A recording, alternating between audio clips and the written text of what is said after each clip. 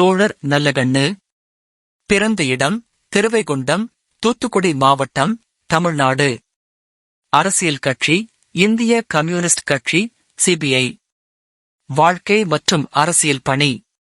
தோழர் நல்லகண்ணு தமிழ்நாட்டின் மூத்த கம்யூனிஸ்ட் தலைவர்களில் ஒருவராக பரவலாக மதிக்கப்படுகிறார். இளமையிலேயே சுதந்திரப் போராட்டம் மற்றும் சமத்துவ சிந்தனைகளில் ஈடுபட்டார். இந்திய கம்யூனிஸ்ட் கட்சியின் தமிழ்நாடு மாநில செயலாளராக நீண்ட காலம் பணியாற்றினார். விவசாயிகள், கூலித் தொழிலாளர்கள் மற்றும் புறக்கணிக்கப்பட்ட மக்களின் உரிமைகளுக்காக தொடர்ந்து போராடியவர். சமூக பங்களிப்பு.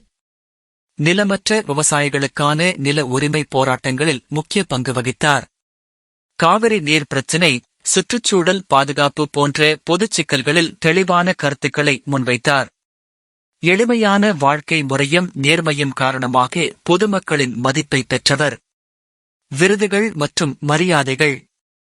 சமூக நீதிக்கான அர்ப்பணிப்புக்காக பல அமைப்புகளால் பாராட்டப்பட்டுள்ளார். தமிழ்நாட்டில் எளிமையின் உருவம் என்ற பெயரால் அறியப்படுகிறார். சிறப்பு. 90 வயதிற்குப் பிறகும் பொதுக்கூட்டங்களில் கலந்து கொண்டு அரசியல், சமூக கருத்துக்களை வெளிப்படுத்தியவர். தனிப்பட்ட வாழ்க்கையில் மிகுந்த எளிமையை கடைபிடித்தவர். சம்பளத்தையும் பல்வேறு நலத்திட்டங்களுக்காக வழங்கியதாக கூறப்படுகிறது. வாழ்க்கை மற்றும் அரசியல் பணி. தோழர் நல்லகண்ணு தமிழ்நாட்டின் மூத்த கம்யூனிஸ்ட் தலைவர்களில் ஒருவராக பரவலாக மதிக்கப்படுகிறார். இளமையிலேயே சுதந்திரப் போராட்டம் மற்றும் சமத்துவ சிந்தனைகளில் ஈடுபட்டார்.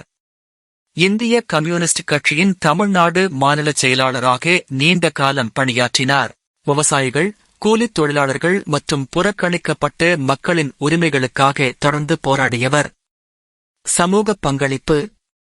நிலமற்ற விவசாயிகளுக்கான நில உரிமை போராட்டங்களில் முக்கிய பங்கு வகித்தார். காவிரி நீர் பிரச்சினை, சுற்றுச்சூழல் பாதுகாப்பு போன்ற பொதுச் சிக்கல்களில் தெளிவான கருத்துக்களை முன்வைத்தார். எளிமையான வாழ்க்கை முறையும் நேர்மையும் காரணமாக பொதுமக்களின் மதிப்பை பெற்றவர். போராட்ட வரலாறு. தோழர் நல்லகண்ணு அவர்கள் தனது இளமையிலிருந்தே சமூக நீதிக்கும் சமத்துவத்திற்கும் அர்ப்பணித்த வாழ்க்கையை வாழ்ந்தவர். அவரின் போராட்ட வரலாறு பல முக்கிய கட்டங்களை கொண்டது. 1. சுதந்திரப் போராட்ட காலம்.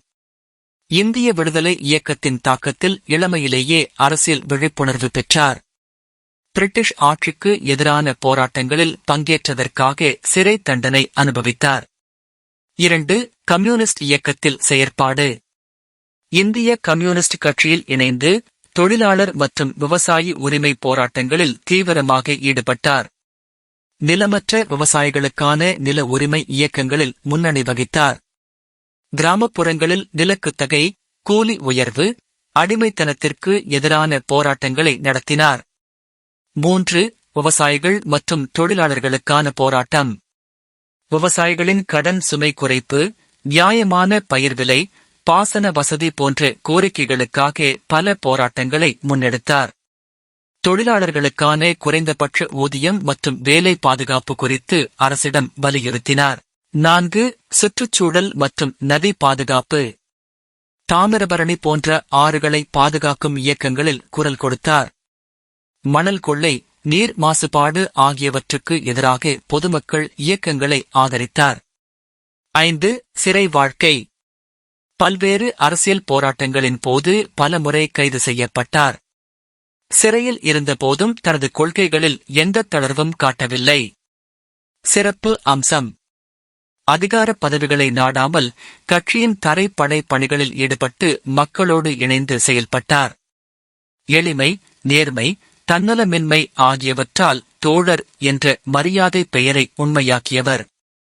சமத்துவ சிந்தனையின் சின்னமாகவும் எளிமை மற்றும் நேர்மையின் உருவாகவும் திகழ்ந்த தோழர் நல்லகண்ணு அவர்களின் மறைவு செய்தி மிகுந்த துயரத்தை அளிக்கிறது.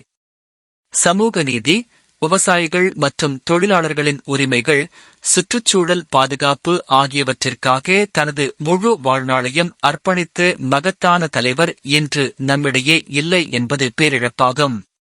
அவர் வாழ்ந்த வாழ்க்கை அதிகாரத்திற்காக அல்ல, அடக்குமுறைக்கு எதிராக, பதவிக்காக அல்ல, பொதுமக்களின் உரிமைக்காக இருந்தது. எளிமை, தன்னலமின்மை, கொள்கை உறுதி ஆகியவற்றின் மூலம் பல தலைமுறைகளுக்கு முன்மாதிரியாக இருந்தார்.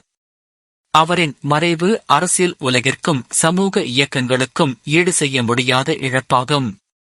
அவரின் சிந்தனைகள், போராட்ட மனப்பாங்கு, மனிதநேயம் ஆகியவை என்றும் நம் நினைவுகளில் நிலைத்திருக்கும். அவரது குடும்பத்தினருக்கும் உறவினர்களுக்கும் நண்பர்களுக்கும் மற்றும் அவரை நேசித்த அனைவருக்கும் ஆழ்ந்த இரங்கலை தெரிவித்துக் கொள்கிறோம்.